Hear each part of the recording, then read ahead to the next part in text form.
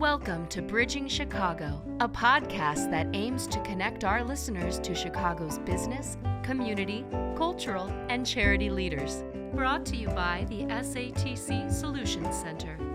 You can connect with us on Instagram or Twitter, where our handle is @BridgingChicago. For more information, including our email, visit us online at satcsolutions.com. Be sure to rate and subscribe to Bridging Chicago on iTunes, Spotify, or wherever you listen to this podcast.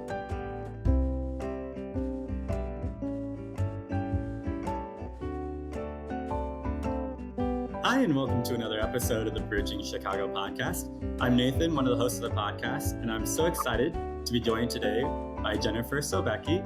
She is the Chief Executive Officer of Designs for Dignity, a really cool organization that I think is doing something that I haven't heard of anyone else doing. And so I'm really excited for her to share about that with you. But first, I want to say welcome, Jennifer, and thanks for joining us today. Thanks for having us at Designs for Dignity. We're thrilled to be here. Yeah, and we always get excited about guests. Obviously, we bring on people that we love to hear their story, and everyone has a great story to tell. And I think that obviously you will as well, but I think it's always good for us to kind of start at the beginning because people love to hear about how this sort of happened. And so starting from the beginning, can you tell us your Chicago tie? Were you born and raised here? Did you move here for someone else? What brought you to Chicago? Absolutely. So I've been in Chicago since I take that back, 1997. God, where does the time go? Born and raised in Ohio, so small town, close-knit, friends and family, the kind of neighborhood where it's like my brother and I would ride our bikes to the swim club, put the kickstand down, leave our bikes there and go for the day. And we didn't, we played all day, didn't come home until the lights went on. So migrated my way here in 97, graduated with a degree in interior design and figured I needed to move to, the next big city. And that was Chicago for me. And I've been here ever since. And, city of great architecture, big shoulders, and still has the Midwest roots. So love it and wouldn't see it. Yeah, it's really a unique city because I grew up in central Illinois. And for me, where I grew up is much more like the South than it is like the North, it's very slow, very easy, and very small. And so I always identify more with the South and those Southern kind of values. But for you, kind of Midwestern, what would you say those values of growing up, were they like the true Midwestern values that you grew up with? Or what was that like for you? Like, what did you know was important to your family growing up? Sure. Well, I'm the oldest of 4 kids. And so, as the oldest, you're technically responsible for everyone. So grew up with knowing, be honest, be full of integrity, work hard, and, and show what you're made of, and, just be a good person and treat others as you would want to be treated. And I think, I've started that day one. And I think my parents really instilled in me those values of, be true to yourself, treat others, whether it's the waiter, the janitor, the CEO, the same, because it comes back in spades and tenfold.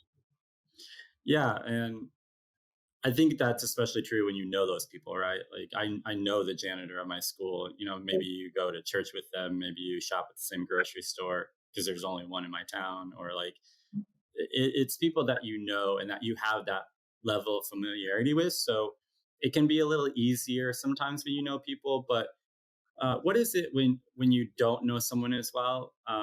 Do you find that it's just as easy to kind of treat people with that same level of respect? And because I think that's where I find it interesting here in the city, is because I don't know most of the people that I'm around outside of work, most of the day. So do you feel like when you don't have that same level of familiarity, is it still as easy to do that? For me, it is. I think the way I was raised, I don't know what I call it. So if it's Midwestern charm, or I'm always a smile or a winker. Pre-COVID, I was a big hugger. So it's like whether you're my best friend or I've just met you, you're going to get a good handshake and, make someone feel at ease. And I think, that makes people open up to you. So definitely in our line of work as a nonprofit, we treat our clients and staff and stakeholders just like you would a for-profit client, because everyone deserves, to be treated as your equal. And I think you'll find people will share more than you would ever think they would. I mean, I can tell you, I'm always at the grocery store, Mariano's, and somebody comes up to me and says, "Hey, what do you think about this?" And I'm like, I don't know you, but I must Right. give off the sense of like, you can ask me something or I'll reach on the shelf for you. It's just, it's funny, but I wouldn't, change who I am or how I react with people, whether I've known you for 2 decades or I've just met you at a cocktail party or whatever. I think that's just part of me. And can you kind of pull that thread for us, connecting that, since you do nonprofit work and really in the social services in general? One of the things that I hear from a lot of people that's really important is, people's humanity. No matter who you are, like just existing affords you a certain level of respect and resource. And so for you, for people who haven't been resourced as well as others, what is it about just humanity that you feel is important to try and reallocate those resources and try and make sure that other people have the same ability to succeed as those of us who have been given more? Sure. So I think, one of the big things is meeting people where they are. So many times we are walking into a space where the clients they're serving literally came to them with a garbage bag full of clothes and whatever belongings they were able to, leave with, or they've been living on the streets and that sort of thing. So I think, one of the big things that we work around is more trauma-informed design. So again, meeting somebody where they are, understanding or trying to put yourself in their shoes of, I'm walking into this, facility or this space or this housing shelter. What's needed to make somebody take that first step to feel safe and feel okay, and and let their guard down. Their shoulders aren't up to their ears because they're so tense, and it's really meeting people where they are and providing those resources. So whether that's simple things like paint, a comfortable chair to sit in, good lighting. I think many of our clients are victims of trauma or abuse, and knowing that they can see they've got access to escape, or they're closer to the door, so that if they feel I guess intimidated in any sort of way, they know that they have a way to leave the situation. One of our first projects we designed was Zacharias Center. It's a sexual abuse counseling center, and that's really how Designs for Dignity came about. Is our founder Susie Fredman worked with the Zacharias Center to help them get furniture, carpet tiles, you name it, but it was designed in a trauma-informed way. We just didn't know we were doing that yet. Yeah. When it came to the lobby, it was tall ceilings and ample light and a fireplace, so that the minute that mom or that child crossed the threshold, they knew they were in a safe place. The bathrooms, they had 2 doors. So many times those instances of abuse or rape happen in an enclosed space, so that, the client knew, oh, if I can't get out this way, I can get out that way. And just designing in a way that makes sense for the clients that we serve. Not dissimilar to what you wouldn't do for a, multi-million-dollar mansion. It's like, oh, you need 2 dishwashers, fine. But on a regular scale of, a housing shelter or whatnot, it's what are those basic needs? And, and I think, our name says it all. We bring dignity to a space. And that's at the heart of our mission, that everyone should have access to design and to help lift them back up, and so they become whole again. Yeah, and we definitely want to unpack that mission for people and share about that. But before we do that, I'd like you to talk a little bit about education because I think that is one of the most important resources. And one of the things that I find really interesting to talk to our guests about is their decision for post-secondary education, because it's one where people in the past were kind of like, you graduate high school, you go to college, if you can, you get your master's. It's sort of this process that you go through, and now it's a little different. Some people are choosing to forego post-secondary education, college or grad school. Some people are doing it later in life. And so it's really sort of changed a lot the way people look at that. For you, how did you make the decision on when to go to college? And then what would you say to people who are maybe in that position where they're trying to figure out what that next stage of their life is going to be like? Absolutely. As I mentioned before, I am the oldest of four kids. So I was, in some cases, the guinea pig. So I was the first Yeah. to go off to college, didn't go too far away, but far enough away. And I think, I always had a sense of like doing something creative, and giving back. Like in high school, I worked with Habitat for Humanity, volunteered with the youth group, and all of those sorts of things. And I was fortunate to be able to go to college, and my parents supported that. I also took out loans and did what I needed to do to get there. But I believe regardless of whatever path you choose, we're all learning each and every day. I mean, I learned on the job at a project site, and I think nowadays it's the value of education, no matter what way you get that, whether that's going to a trade school or, college, post-secondary, getting your master's, getting your doctorate.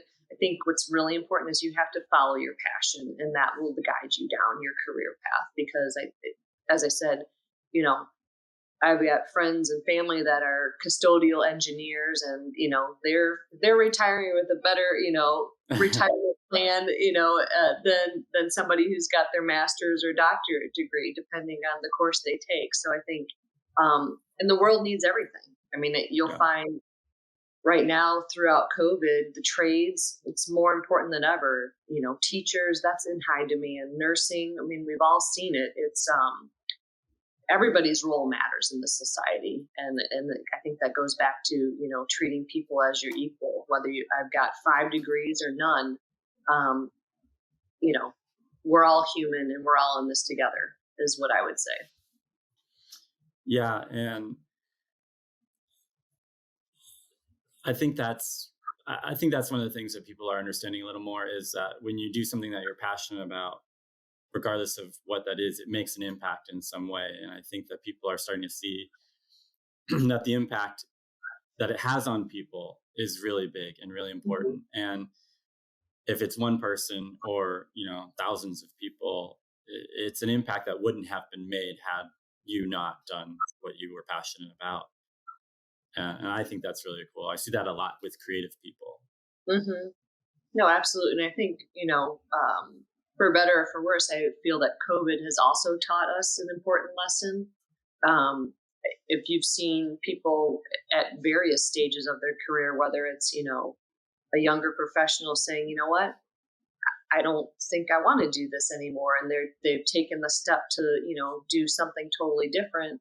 Or people that are towards, a later chapter in their career say, you know what, I'm going to shift gears and I'm just going to make it work and spend more time with my family, because I didn't have a choice, for the past 18 months. And I've realized this is what's important to me at this stage of my life. So I think, that whole life cycle, lets people, move to their next chapter. And then that opens up the workforce for, some of us younger people that might want to step into those roles if people have moved on. So yeah, it's all for the greater good.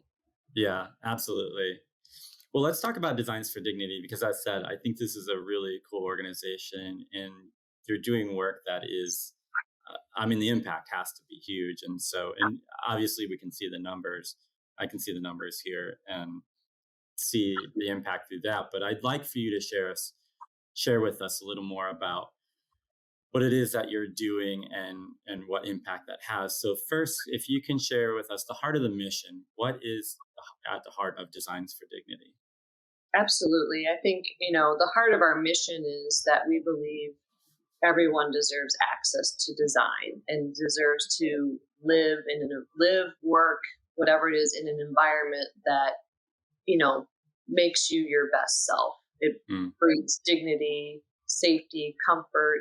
It allows the people that are working in a space to deliver social services better. They, as a staff member, feel valued and appreciated, and they can do the difficult work. We've got colleagues that are working 60, 70 hours a week doing counseling or education. They need to do that in a space that allows them to be their best selves and deliver that service in the best way, because they've gotten their psychology degree and they deserve to, deliver that service in a great way. And I think the clients equally deserve that, regardless of your background or where you've come from.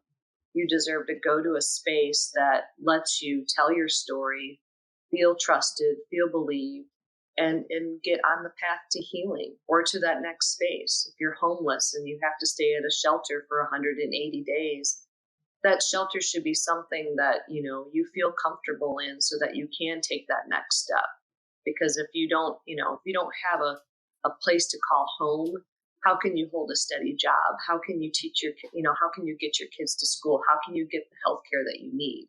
You have to have a home base. And so I think, as Designs for Dignity, we're not just singular in focus. We work around housing, education, counseling centers, workforce development. The need is all throughout greater Chicago.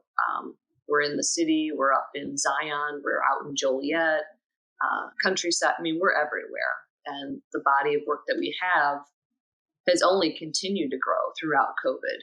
I mean, we might not have had our fun fundraising events, but our projects certainly did not stop. We were just talking on Zoom, and then when we could meet in person, we would do that. But it's amazing. So I think we're excited for what lies ahead, and we're ready to get out of this COVID world, but we're doing the good work. And you've been doing this work. I know you've been there for 17 years, but Designs for Dignity has been around for 20 years. And it's a long time of doing this kind of work, especially, as you said, since a lot of it does have to do with trauma in some way. But really, what I heard is that this impact is really twofold. One, obviously, there are clients who come in who have been in some sort of trauma, who need housing, who need care, who need, therapy, who have these needs of getting basic needs met, as well as other needs. But they come into these spaces and experience these spaces, and you're helping them to do that in a way that feels safe and comfortable for them. But it's also the people who are working in these spaces, who are experts in these fields of psychology and therapy and social services. And so knowing that impact is really twofold in that way, of the people who are providing the services and the people who are receiving the services. What for you is really important when you're designing spaces for people to consider, knowing that it's going to be used in these kind of ways? Absolutely. I think, the biggest thing for us is to always listen. We gather a design team of volunteers that are experts in their field, whether that's, a lighting designer, someone that's doing furnishings, you name it. We'll curate that team and kick off a meeting with the key stakeholders. So it's staff members, program directors. If it's possible, we get together with the clients to understand, how are you using the space? What are your goals? Do you want to serve more people? Do you need more space for counseling? And we put together a package that makes sense, from furniture to lighting to knocking down walls, whatever it takes to make their facility become the same level of the amazing care that they're giving to their clients. And I think for staff members, just because just because you're a nonprofit doesn't mean you need to look like a nonprofit. And I think, we've been stuck in this, hamster wheel of like, oh, well, this donor wants to give us this conference table or these chairs, and, one's got duct tape around the arm, and it's like, well, that's not very dignified. So, Right. what can we do? And, as an industry, there's so much out there. There's excess. There's showrooms that showcase product for a year, and then after that year, it's got to go somewhere because they have to show the next product for the next year. So we've been lucky to have such a great partnership with the Merchandise Mart and the different showrooms that we take all of that stuff from them, and then we can redeploy that in a design-driven way. So it's really meeting the need of, that counselor says, hey, I could meet with a family one day, so I really need a sofa and a chair in my office so that everyone has a place to like tell their story. So it really, it's really individualized as far as like the program that we do and the design services that we offer. It's not a cookie cutter solution. We're really digging in deep to understand what the nonprofit needs, what the clients need, how are they using the space, how do they want to use the space in the future, and really do our best to stretch whatever dollars they have. But at the end result, we're creating this space that's bringing a smile to a kid's face, or making them say, oh, what, can I go back to therapy or counseling? They want to come after school, or they want to go to this space to like stay out of trouble. So it's pretty inspiring to see that happen. Yeah. Can you share with us, let's take the dignity piece here and expand on that a little bit, because it would be easy for you to just say, we design spaces for social services organizations that are there to help people, and you just put some stuff in a room and you say, okay, we need chairs, we need tables, and this is what we have, so we're going to put it in there. But we learned from another organization that we got to talk to earlier that coming into this with a sense of dignity is also very important, because like they're providing essential clothes, hats, and gloves to kids who need them to be able to go to school, to be able to just live, really. And as they shared with us, if a child is wearing a shirt that was like, I had a blast at so-and-so summer camp, it's like, well, if they didn't go to that camp and kids are like, oh, hey, how was camp? And they're like, oh, I don't know, it's someone else's shirt. That doesn't give them dignity. That doesn't bring them dignity. And so with what you're sharing, it's the same sort of thing where it's like, yeah, you can easily just throw stuff in a room and say, here's where you have to meet with the family.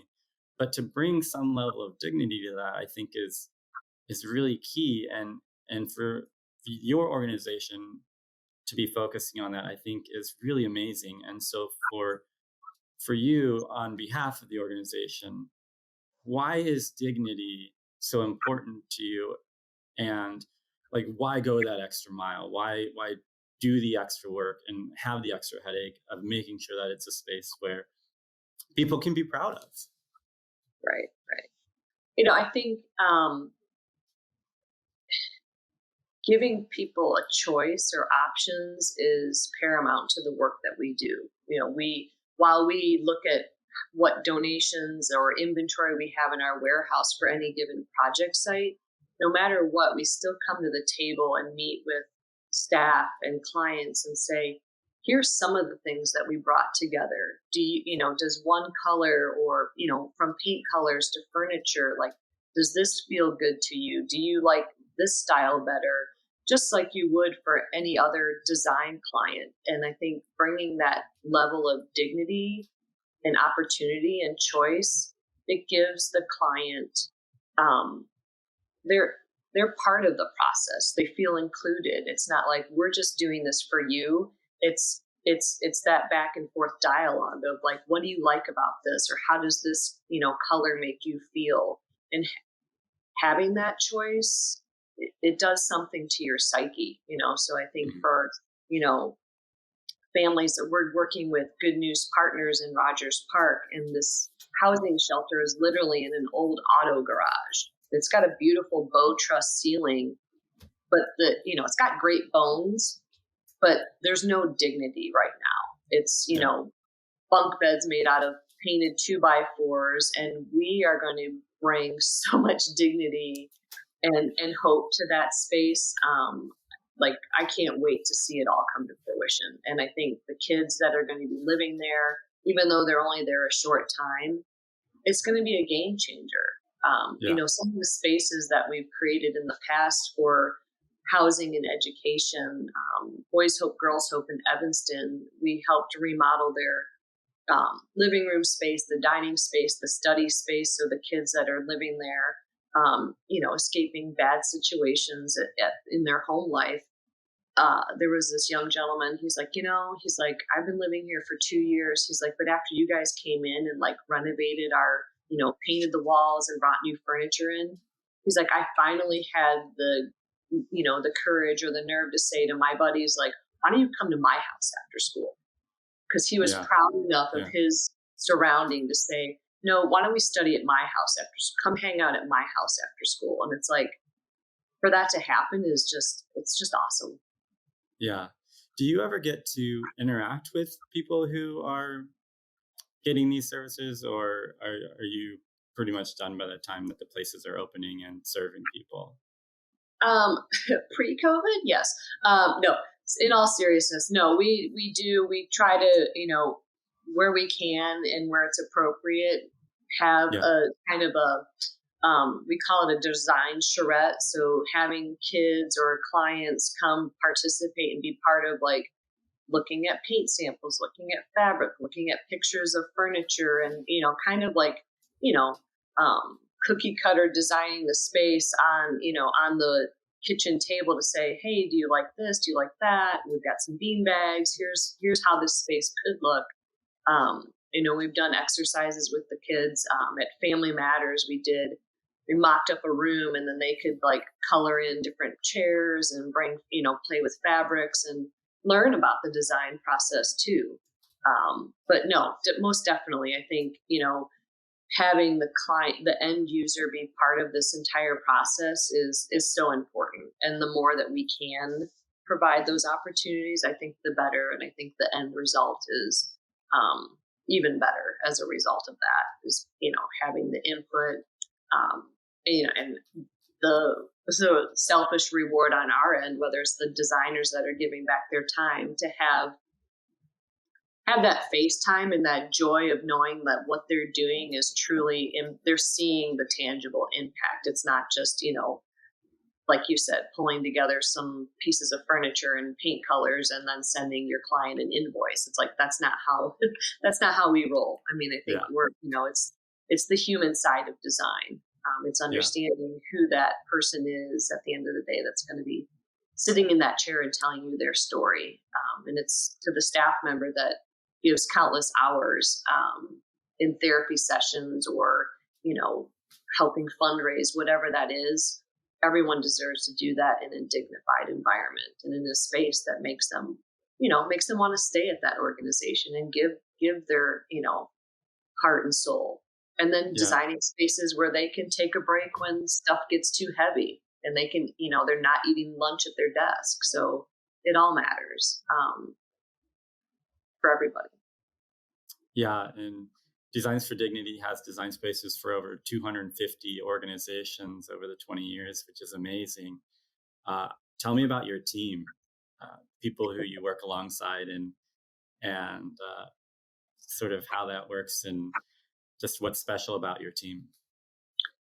Well, I'd say, our team over the past 2 decades has certainly evolved here and there.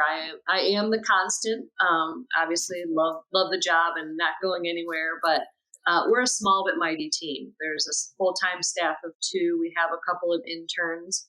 One of them actually is working with us from Nashville. So we've proven that, virtual work does happen and it's positive, but I think we wouldn't be remiss to not count as part of our team, our staff, if you will, are all the amazing design volunteers, the vendors and manufacturers that support our efforts each and every year.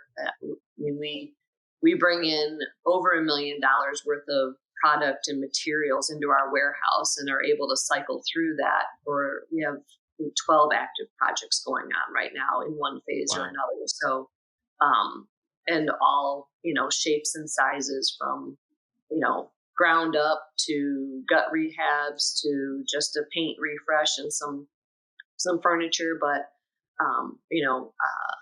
we have a project manager, Ed Hanlon, who's my trusty sidekick. And he, prior to joining us, he was a volunteer for many years. So I'd like to say that we have a magnetic personality, or people want to be part of our circle. And we hope to continue to grow that circle of supporters and volunteers. I think, it's at the heart of the work that we do to make it all possible, is through that network. Yeah. The reason that Bridging Chicago exists is to share stories like this, where people can see work that's being done, especially in our city, in Chicago, and in the surrounding suburbs and neighborhoods. And because we think there's a lot of value in sharing stories.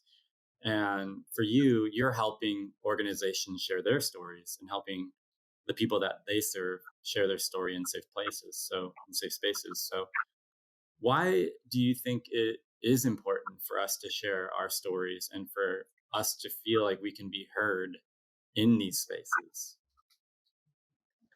I think, it's important for everyone to have the opportunity to tell their story. And I think you never know, by sharing your story, what path that might lead to. I think one of the things early on in my career, I knew is the value of relationships and partnerships and collaboration. And so, whether you're, sharing that story through, a podcast like this, or, in a board meeting and, telling a story to one of your board of directors about a project site you were just on, it's like, you never know where that's going to lead. It could lead to, a big financial donation. It could lead to like, well, why didn't you tell me, Jen, that you needed some training tables? I've got 62 of them just collecting dust in a warehouse. And I think, partnerships, collaboration is so key to, bringing our, the nonprofit community together, but also our city. I think, we've been through some troubling times over the past 2 years. And, I hope we're getting on the other side of it, but I think, we've gone through some scary, crazy stuff. And I think, as I mentioned, our work does not stop. And as a result of it, I think, more people are coming to the table realizing, how important design is. I think, all of us being cooped up during COVID realized how important space is and how it can impact your psyche. And being able to live and breathe and work in a space that, holds you up is paramount to your success, and to be able to do the work that you need to do. I think I'm hoping that, we're on the other end of this, but I know some of the projects we worked on most recently in Lasse, in the Little Village neighborhood, if we hadn't worked with them to create their new community space and facility, they'd be still working out of this really cramped, small office space. And as a result of getting funding from McCormick and all the, tons of funding to build this beautiful space during COVID, they turned that facility into, both a testing site and then a vaccination site. So I think, being able to, meet the need for their community was a result of designing that building and getting it to come to fruition. And then that ends up building a sense of community, especially for, Little Village. I mean, there's been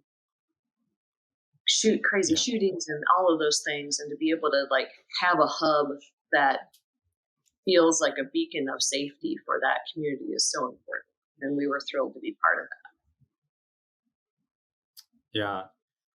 And those are communities that I think we actually traveled to Little Village for our National Hispanic Heritage Month Mm-hmm. feature. And, I was born in Mexico, but I was raised here in the US. I came here when I was very young. So I didn't really know anything about being in Mexico or Mexican culture.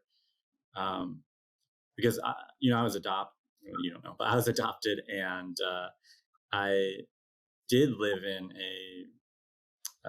it's the baby fold. It's like an orphanage basically for a short time, and it's I'm thankful that I don't really remember it too much, because I like to think about the fact that I have an amazing family Mm-hmm. who I've lived with, since I was about 2 years old, and who adopted me, and they have been they are in every sense the word my family, and my only family. And so I would have been in one of these types of spaces at some point, even though I don't remember it now. So I think that having this appreciation of what you're doing, that's part of the reason for that. But it's also because when I visit places like Little Village, you see there's so much energy, and it's just so dynamic, it's so vibrant, and there's so much life happening in places where there is struggle and there are challenges, but there's also so much good to celebrate, and it just doesn't get put out there as much. You don't hear about those things as much as you hear about the struggles. And I think that, Mm-hmm. helping people in the way that you are, where it's like, we're going to design a space that really highlights who you are and what the neighborhood is, I think is really special. And so I think Mm-hmm. it's really amazing that Designs for Dignity is doing that, and that the team is giving so much effort into doing that in a way that is beneficial for so many different people. Yeah, no, I mean, especially at Enlace, it's like we designed the community kitchen, and there's, opportunities for culinary lessons and all of those things that normally there wouldn't be access to. So like coming out Yeah. of COVID to like really see that center thrive is going to be, it's going to be great. I mean, Yeah. we've already got the before and after photos of, the renovation and all of that stuff, but seeing the kids and the families in the space is, that's what it's all about. It's not about, Yeah.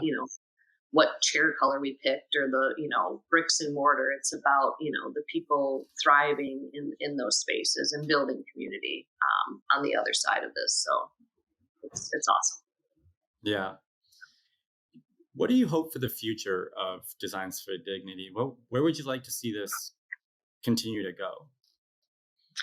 I think for us as an organization, we're going on our 21st year. So I think continuing to, thrive in the work that we're doing to build those partnerships and grow in that way, as far as financial supporters, vendors, extending that reach across both residential and commercial. And certainly the need that's out there with the nonprofits is being able to, build up our core staff so that we can support the need that's out there for all of these nonprofits that need, renovation or expansion, or they're growing and building a new building.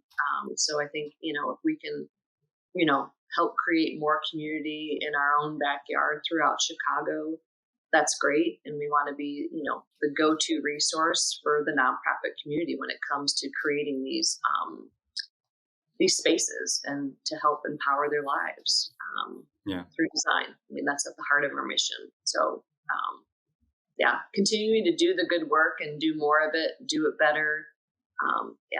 That's at the heart of what we do.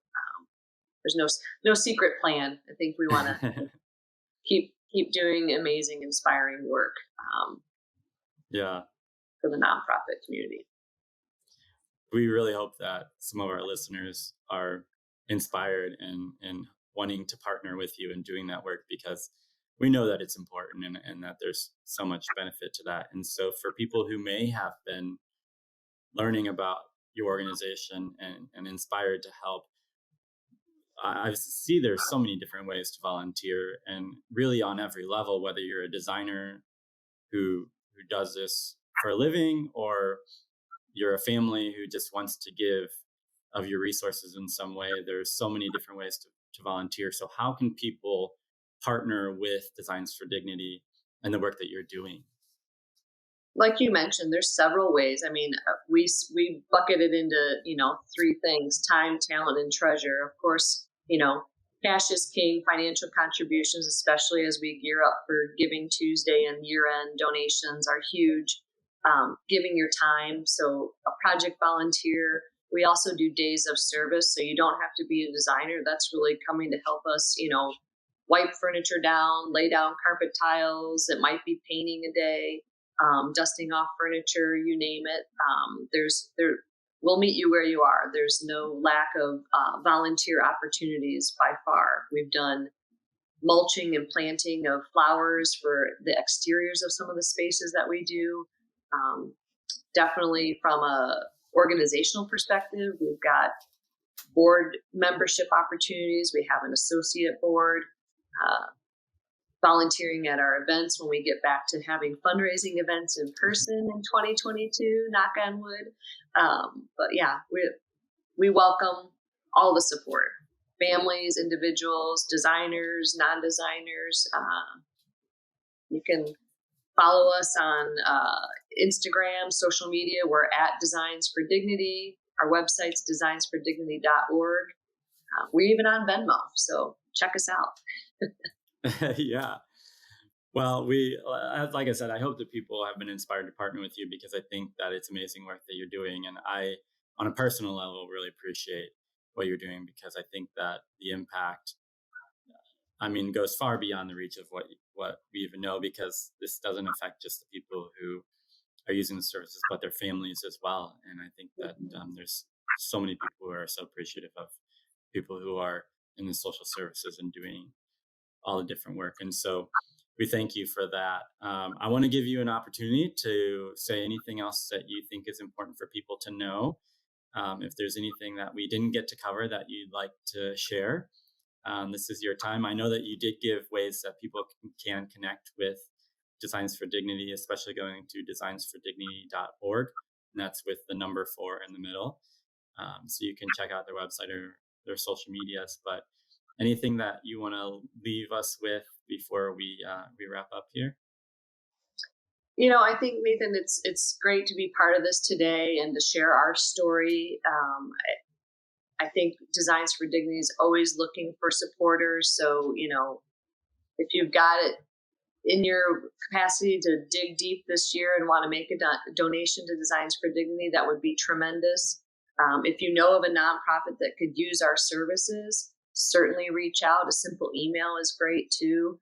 We're on all the social media channels, but designsfordignity.org is our website. You can sign up to volunteer, donate, even send a nonprofit our way, and we can help build a better community for the future. So appreciate the time today.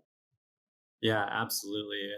We appreciate you all and what you're doing. And so for us, it's just the cherry on the top to get to talk to people. So we certainly appreciate you and your time.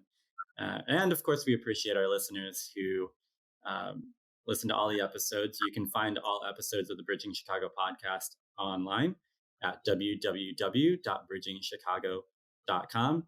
There you'll find all 4 seasons of the podcast. And of course, you can visit our socials. It's at Bridging Chicago if you're looking on Instagram or Twitter.